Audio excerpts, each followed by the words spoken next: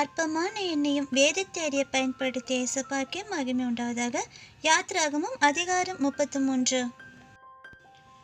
கேள்வி 1.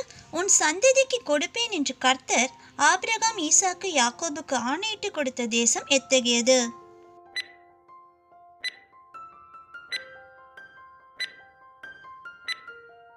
விடை பாலும் தேனும் ஓடுகிற தேசம். யாத்ராகமம் 33:1-2. கேள்வி 2. கர்த்தர் இஸ்ரவேலருக்கு முன்பாக ஒரு தூதனை அனுப்பி எவர்களை துரத்தி விடுவேன் என்றார்?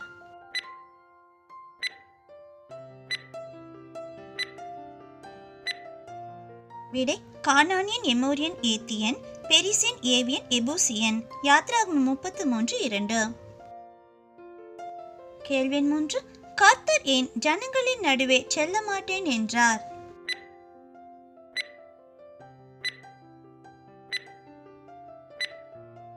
விடை வழியிலே அவர்களை நிர்மூலம் பண்ணாதபடிக்கு. யாத்ராகமம் 33:3. கேள்வி 4. ஜனங்கள் ஒருவரும் எதை போட்டுக் கொள்ளாமல் துக்கித்துக் கொண்டிருந்தார்கள்?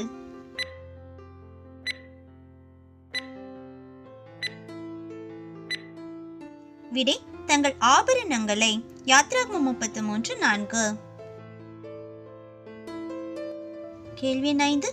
கர்த்தர் சொல்லியிருந்தபடி இஸ்ரவேல் புத்திரர் தங்கள் ஆபரணங்களை எங்கே கழற்றி போட்டார்கள்?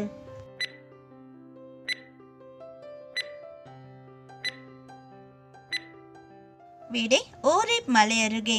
யாத்ராகமம் 33:6. கேள்வி 6.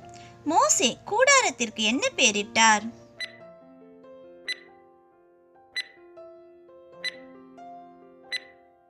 விடை ஆசரிப்பு கூடாரம். யாத்ராகமம் 33:7. கேள்வி 7. கர்த்தரை தேடும் யாவரும் பாளையத்துக்கு புறம்பான எங்கே போவார்கள்?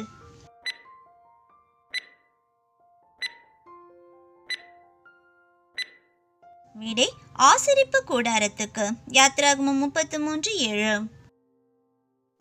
கேள்வி 8. மோசே கூடாரத்துக்குள் பிரவேசிக்கையில் எது இறங்கி கூடார வாசலில் நின்றது?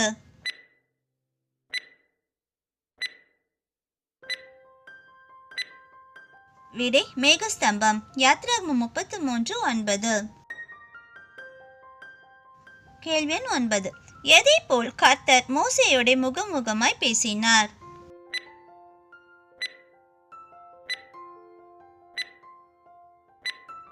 விடை ஒருவன் தன் சிநேகிதனோட பேசுவது போல. யாத்ராகமம் 33:11. கேள்வி 10. ஆசரிப்பு கூடாரத்தை விட்டு பிரியாதிருந்த மோசேயுடைய பணிவிடைக்காரனாகிய வாலிபன் யார்?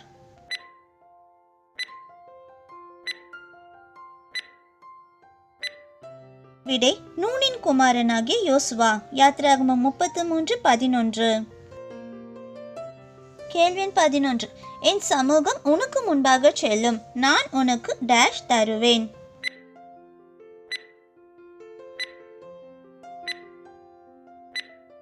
விடை இளைப்பாறுதல். யாத்ராகமம் 33:14. கர்த்தர் நம்மோடு வருவதினால் நமக்கு அவருடைய கண்களில் எது கிடைத்ததென்பது அறியப்படும்.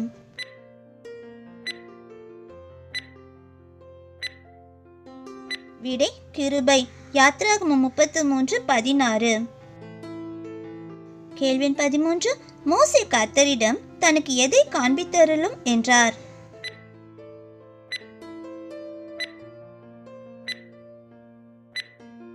விடை கர்த்தருடைய மகிமையை. யாத்ராகமம் 33:18.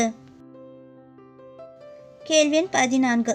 எவன் மேல் டேஷ் சித்தமாயிருப்பேனோ அவன் மேல் கிருபையாயிருப்பேன்.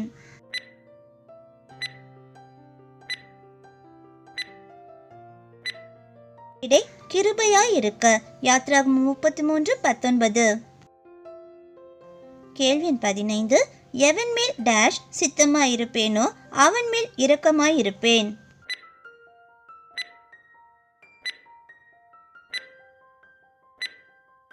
விடை இரக்கமாயிருக்க. யாத்ராகமம் 33:19.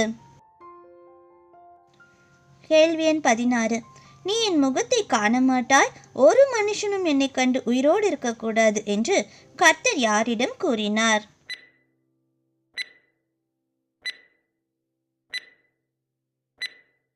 விடை மோசேயிடம். யாத்ராகமம் 33:20. கேள்வி எண் 17. கர்த்தர் கடந்து போகும் மட்டும் மோசே எங்கே நிற்க வேண்டும்?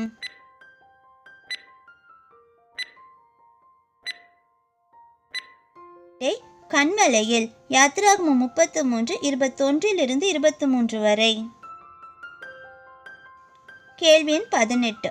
கர்த்தர் தாம் கடந்து போகும் மட்டும் மோசேயை எங்கே வைத்து தன் கரத்தினால் மூடுவார்?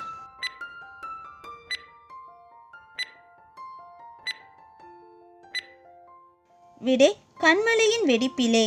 யாத்ராகமம் 33:22. கேள்வி எண் 19. தன் கரத்தை எடுத்ததும் மோசே எதை காண்பார் என கர்த்தர் கூறினார்?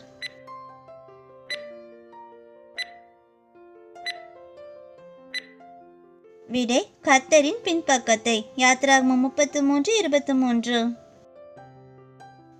கேள்வி எண் 20. மோசேக்கு எது காணப்படாது என்று கர்த்தர் கூறினார்?